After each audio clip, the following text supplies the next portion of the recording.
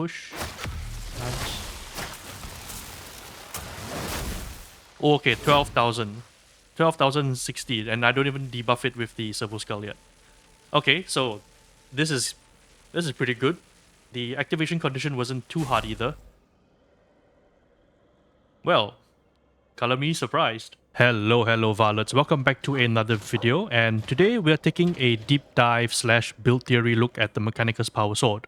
Now, to continue on what you just saw with the Plague Ogrin, had I debuffed it with the Servo Skull, the final damage on the Mechanicus Power Sword's heavy attack would have been somewhere close to 14,000 damage. So that's an increment of almost 2k simply for debuffing the enemy. And that goes to show you how strong and important it is to diversify your damage to get as much oomph as possible from your loadout. Anyway, we are going to be talking about the changes made to the Mechanicus Power Sword, how strong this weapon actually is, and then we're going to take a look specifically at the Decapitator Blessing, because this weapon can run the Blessing, as well as it getting buffed, and we're going to ask ourselves two questions. Is Decapitator good on the Mechanicus Power Sword, and is it worth it? But before we dive right in, let's talk about the changes that has happened to the Mechanicus Power Sword, so that we're all on the same page. Now, to do that, we need to look at its stats first. The Mechanicus Power Sword has a couple of mechanics which aren't obvious if you aren't looking for it. And the first change has to do with this power channeling attribute, where you gain melee power bonus scaling on available special charges. This is supposed to be strength because Fatshark moved away from power to strength, so I don't know why they're still jumbling up their terminology. And the special charges that you get are found on your sword here, what you see on your screen, these boxes on the side. Each of those boxes represents 5% strength. It used to be 4, now it's 5, for a total of 30% power strength as long as you have the charge active. This also means that the more you use your empowered attacks, the less strength you have and your damage gradually gets weaker and weaker. Now, the other thing you should know about your special attack is that there is a 3.5 second delay before you start your recharge again, and it takes 1 second to recharge each square. So that means if you use up all your charges on your Mechanicus Power Sword, it will take you between at least 4.5 seconds to around 10 seconds to recharge everything. So keep that in mind. The other thing that Fatshark introduced to the Mechanicus Power Sword is that it gave it an extra attack, which, depending on who you are, if you're already familiar with the Mechanicus Power Sword before the change, or if you're someone who is new to it, you may or may not like the changes made. So what do I mean by that? Now, before the changes, the Mechanicus Power Sword had a 4-hit loop for its side attack, which is like this. 1, 2, 3, 4. And the attack loop would repeat itself again from the start, right? So just keep doing this, and then you'll go back to this again. Making it very simple. The change introduced a new attack on the final hit, also known as Light 5. So it added this attack, 2, 3, 4, 5. And then it would loop infinitely on itself like this. This meant that the Mechanicus Power Sword had a much more simple light attack combo that allowed you to do horde clear easily, but it also removed your ability to re-engage very comfortably into your light chain. And these 3 attacks, what I just showed you here, is your single target attack combo, which was very good at dealing with with elite enemies and armored enemies as well. And this combo would also lead to your heavy 3, which is your strongest heavy attack. So the introduction of that extra attack kind of messed up people who were used to going back to the attack combo by giving them this repeated chain. And I myself find that this repeated chain is a bit cumbersome sometimes. Now, on the other hand, if you wanted to engage in horde clearing, then trying to use your L4 and 5 from... Why they're so wiggly? What the hell is going on with the enemies? This is kind of weird. Anyway, if you wanted to engage in horde clear with your L4 and L5, you don't have to actually use the full light attack combo to get there. Instead, what you can do is use a push attack, and you can just enter the combo immediately, and this would be your very simple horde clear, right? This light heavy is the original way the Mechanicus Power Sword was used for horde clearing, but this push into your light spamming is probably the easiest way to get to it now. The other combo that you can use with this... The hell's wrong with their hands? I don't understand. Something's wrong with the models. Anyway, sorry, I keep getting distracted by that because it's so weird. This attack combo of the push and slashes allows you to also enter your heavy 3, like so. That means you can also enter your heavy attack combo when you need to if you happen to spot an elite among the whole bunch of chaff. Doing this also means you will reset your attack chain back to your single target. So let's say you're busy clearing hordes like this, you see a Rager, you just chop the Razor and you're now back to your light attack chain, which then you can just loop into your heavy attacks again, right? So yeah, that is probably the biggest change made to the Mechanicus Power Sword, because a lot of people, I think from what I was reading in the comments and Discord, they found trying to use the Mechanicus Power Sword very cumbersome. And that's because they just simply weren't used to using its attack combos. Now it's a lot more easier. Right, and the last major change made to the Mechanicus Power Sword is that Fat Shark made it so that its mobility stat would give you 1 extra dodge if you had it at 80%. This then raised the question of whether getting 80% mobility was worth it, and if you wanted to get 80% mobility, which of the stats should you dump? Now, damage, finesse, and first target are the stats you should keep, simply because all of these stats affect the damage output from your light attack, your heavy attack, as well as your special attack, whereas power output only affects the damage for your special attack. So in terms of reducing the negative impact for having a lower stat, taking power output down to 60% and getting mobility up is going to be the better choice. And the difference between 80% power output and 60% is about 20 damage for both light and heavy attacks. Now, obviously, that base damage can increase based on your damage buffs, from your strength, from your blessings, as well as the strength innately from the power channeling mechanic from the Mechanicus Power Sword. So that 20 damage could add up and make a difference when it comes to your breakpoints. But if you want to play with the extra dodge, then this is probably what you're going to have to give up. Now, is it worth it to give up the power output for mobility? In my opinion, I think it really depends on your playstyle. I have a very fast-paced, twitchy, high mobile playstyle regardless of what weapon I'm using. So I like to dodge slide a lot, which ends up using 2 dodges. So for me, the extra mobility is very helpful. But if you're someone who's comfortable with 3 dodges, or you were using the Mechanicus Power Sword before this change, then you might as well just maximize the damage output by keeping power output high and then retaining 60% mobility. Oh, speaking of power, the one more thing that I need to mention is that the enhanced actuators, where you gain increased strength on your charge heavy special attack, this number is, I think, 40% strength at max, and you only get that if you charge your heavy attack to the fullest. So what I mean is that when you're holding the attack down, like so, and you let it release naturally, that's when you get 40%. I think if you release it early, you get 20%. I think there's a 10% increment, but I can't quite remember what the numbers were, or could I identify exactly what they were. But I know that if you fully charge it up, it is 40% strength, and that can help a lot in your damage output. So yeah, that is everything to do with the changes, as well as some of the hidden mechanics and numbers of the Mechanicus Power Sword. Now, the last thing we have here is going to be the damage numbers, the weapon damage profile. As we saw from the stats, this is a finesse weapon, but this is a weapon that, despite being a finesse one, doesn't have very high crit chance. It has no critical bonus, so it's completely reliant on your base 7.5% crit chance, as well as any other critical blessings and talents you might want to add. Now, as a finesse weapon, the Mechanicus Power Sword has a weak spot and critical multiplier of 1.9. That means hitting a weak spot or a hit shot is going to deal 90% more damage than hitting a body shot. So that means you'll be wanting to aim for the hit whenever you can. Same for crits. Critical weak spot multiplier is going to be 2.3, so this is quite a sizable jump in damage, 40% increase from both weak and critical. So billing into crits is also a very good way to increase the Mechanicus Power Sword's damage output. The only exception to this multiplier is going to be its Vanguard attacks, which are the attacks you use for your horde clearing. This has a finesse multiplier of 1.6 instead, and so it's not going to be as strong as your strike down attacks. And this is going to factor into the value of Decapitator when I talk about it in a bit. Its heavy attacks are all 1.9, and its heavy Vanguard, however, holds 1.9 multiplier as well. So cleaving with your heavy attacks is going to be quite devastating against hordes. Now, let's talk about the Decapitator Blessing next. So, first thing first, what actually changed with Decapitator and why is it being talked about now? So, initially, before this patch, Decapitator was a pretty shit blessing. Just not gonna sugarcoat it. It was a powerful benefit because it gave you up to, I think, 120% finesse before the change to the numbers, or I think 100%, either one of those two numbers. And that essentially doubled your weak spot, your critical hits, your critical weak spot damage. Most of the time, right? Because it depends on your multiplier. But it was a very strong benefit, but it had a really, really strict activation condition. And what I meant by that was that Decapitator would only work if you one-shot an enemy from 100% health. So there were 3 problems with that. First is that an enemy needed to be at full health. If it even took a single damage, like from bleed, from Soul Blaze or any other dot, it would not count as a valid Decapitator target and you wouldn't build stacks from it.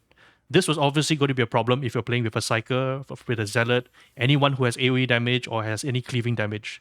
Secondly, this also meant that your breakpoints were very strict. If you were even one damage buff short or one stack short of a damage buff to help you reach that breakpoint, then Decapitator wouldn't work either because you just could not one-shot an enemy cleanly. Thirdly, this meant that Decapitator actually became worse the higher up in difficulty you went. Jumping from Auric into Havocs, for example, where enemy health starts to scale up, then Decapitator struggled more and more to try and achieve that one shot and therefore was woefully inconsistent at the higher difficulties. And so there's an argument that more consistent blessings are more valuable in higher difficulties because then you don't have to play around with enemy health and breakpoints. So that's why Decapitator was basically never talked about up until this point. Now, however, Fat Shark has changed its activation condition to be much more lenient. The first thing they did was that they reduced the threshold from 100% health to 80% health. And this meant that enemies could afford to take some damage and still remain as a valid Decapitator target. And just to give you some basic math here so you understand how big of a change this is, a Auric level Rager has 2000 health. It can now afford to take 20% damage, which means as long as it has above 80% health, it can still count as a valid Decapitator target.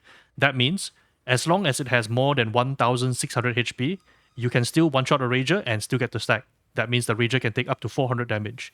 On Havoc 40, the same Drake Rager has 3000 health. That means it can take up to 600 damage instead and still remain a valid Decapitator target.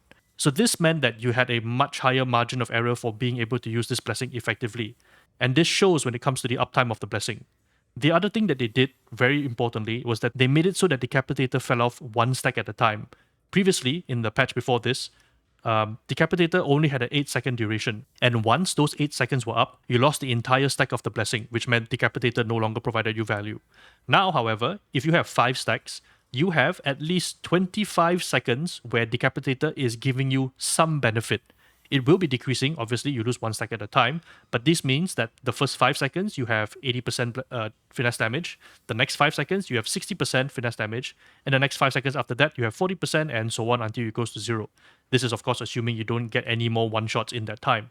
But it meant that Decapitator still provided you some value even if you weren't able to one-shot enemies in that time. And so that drastically increased the consistency and value that this blessing would bring.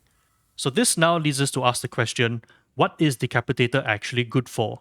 Well, at max stacks for the Mechanicus Power Sword, Decapitator provides you with 80% extra finesse damage. This is going to scale up very well with the Mechanicus Power Sword because it has innately very high finesse multipliers, and so your damage output is going to increase quite substantially, as you saw earlier against the Plague Ogrin. And the next thing you should know is the uptime of Decapitator has now improved substantially that it remains quite relevant throughout your game. And I'm going to open my uptime mod here, and I hope it doesn't crash my PC. Okay, good.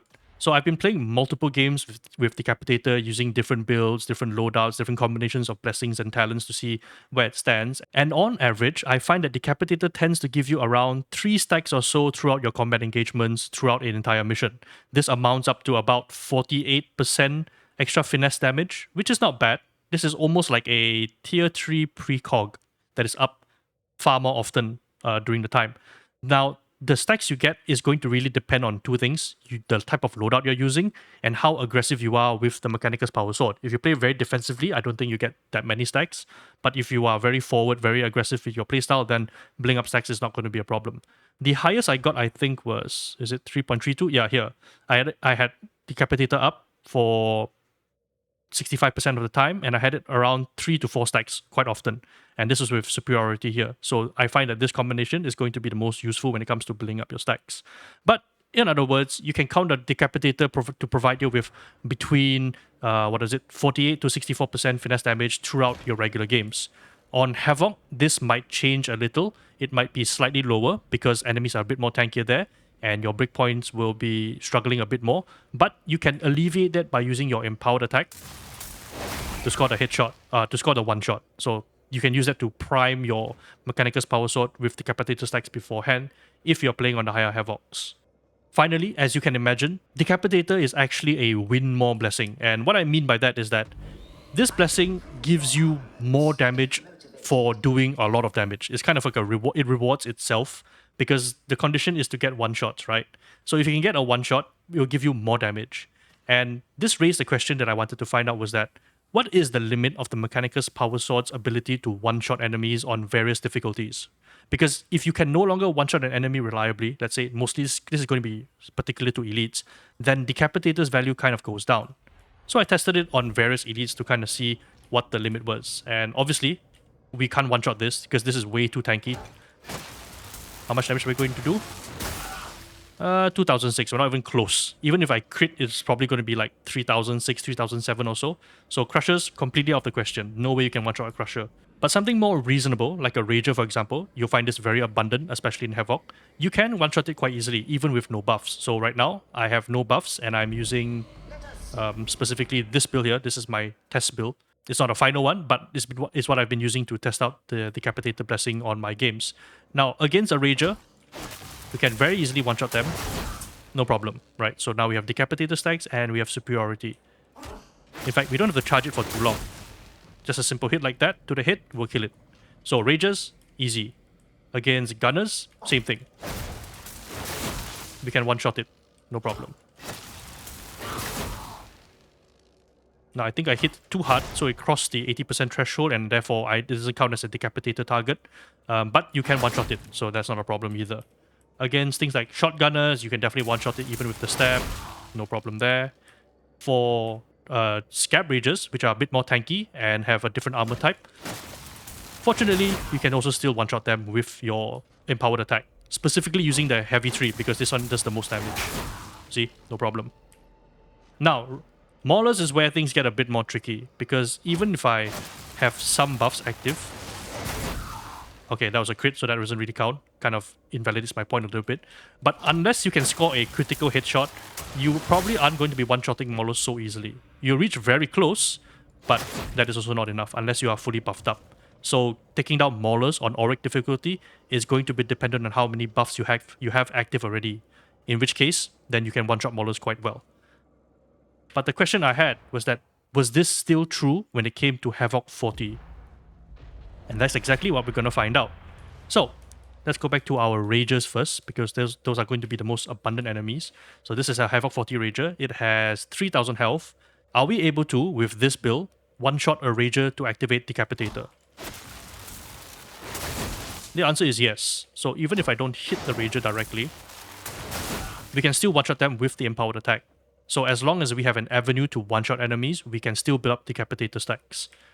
For things like the more tankier Scab Rager, this has 3750 health.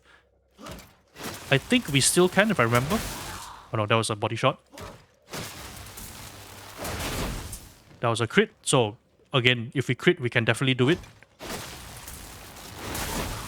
A regular attack, we sort of can. We have some buffs active, but that's going to be a natural part of using this build anyway. Let's do it again.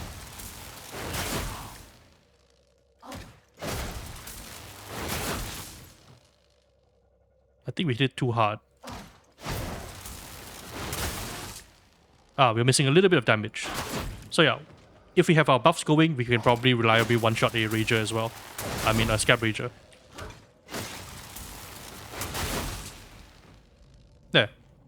So Scab Rager, not a problem. Mauler is probably where the limit stops, because Maulers on Havoc 40 have 5500 health. And it's going to be a bit of a stretch to get 5500 damage in one blow. 2700 against Carapace is already quite decent.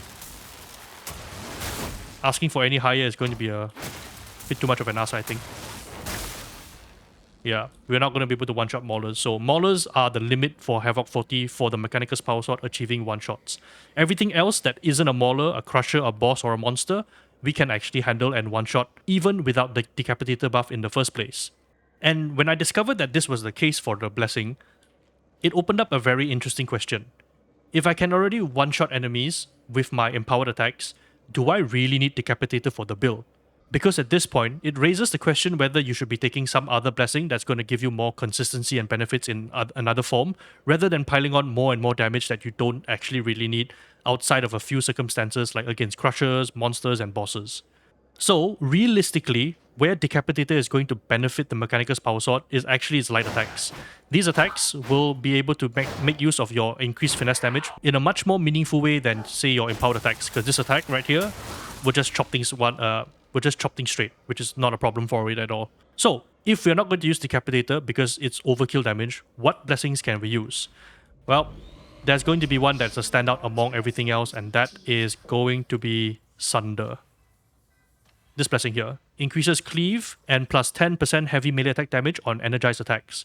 So this blessing does 3 very important things. Well, 2 very important things and 1 benefit. The benefit is very straightforward. Plus 10% heavy melee attack damage is just additive damage to your damage calculation. The increased cleave part is doing a lot of heavy lifting here, despite how vague the description actually is. So this does 2 things. First, it reduces the cleave mass of the enemies that you hit by 75%. So this Mauler, for example, let's say he has 10 hit mass. If you hit it with this attack, with Sunder, it will only count as 2.5. And that basically means you can cleave through more enemies. So if my sword had 10 cleaving power and this Mauler had 10 hit mass, I technically can't cleave through anything. But because I reduce its hit mass to 2.5, I can theoretically cleave through 4 Maulers. And this brings us to the next problem. Maulers are innately uncleavable if you hit them in the head, because their hit is Carapace. Carapace, in its own nature, has a ability called Abort Cleave, which means no attacks are able to cleave through Carapace, no matter the cleave value that you have. So if I show you an example here, I cannot cleave through this Mauler because its hit is Carapace. But Sunder gives you the unique property, similar to Perfect Strike, to completely bypass that ability of Carapace armor. So what this means is that when you have Sunder on a weapon like the Mechanicus Power Sword, you have the ability to then cleave through armored enemies more effectively, and this increases your ability to more consistently fight in mixed hordes and groups of elite situations. Because, for example, if I was fighting this kind of setup where there's a whole bunch of Maulers like in Havoc 40, and I do not have Sunder with me, I'm going to struggle quite hard in bringing this group down unless I have like the Cord Claw, for example. But at least with Sunder, I can damage them multiple times, right? I can just do this, and at least I have some way of actually chopping them down that is going to improve my time to kill, as opposed to slowly killing them one by one. This also applies to Crushers, by the way, and is of a very good benefit for the Mechanicus Power Sword, because it means that even small groups of Crushers, like let's say they number in 3, this is not a problem for you either. You can just cleave through all of them, and that helps your time to kill quite substantially. And this also applies to the heavy overhead strike too. You can cleave through multiple Crushers at once, and this makes bringing them down a lot more effective in the higher difficulties. So, what is my verdict in this case then? Do I think Decapitator is worth it for the Mechanicus Power Sword? My answer is that it is a good blessing, it is a strong blessing, but it's not necessarily a very useful blessing, right? Because I've shown you already that Sunder offers your Mechanicus Power Sword something that more damage cannot fix, and that's the ability to cleave through Carapace. Whereas Decapitator just gives you even more damage, which, depending on your situation and build, you might not necessarily need more of. It's just going to give you a lot of overkill damage that is fun to do. Poking a Regen in the face with a light attack like that and one-shotting it is always going to be funny, but you don't really need it because you have your empowered attacks anyway. So that's my verdict on the Mechanicus Power Sword and the Decapitator Blessing. For now, I'm still build crafting because I haven't settled on a build that I'm happy yet. This one is pretty decent at letting the Mechanicus Power Sword do Mechanicus Power Sword things, but I don't think it's a final build at all. So for the time being, I'm still going to be testing out my different builds, and then I will release a build guide for the Mechanicus Power Sword when I am ready. Till then, I hope you found this video useful, or at the very least educational in some way, at least when it comes to looking at how different blessings would affect the performance of a weapon. And I hope this is at least food for thought. So thank you all for watching, and I will see you in the next one. Varlets.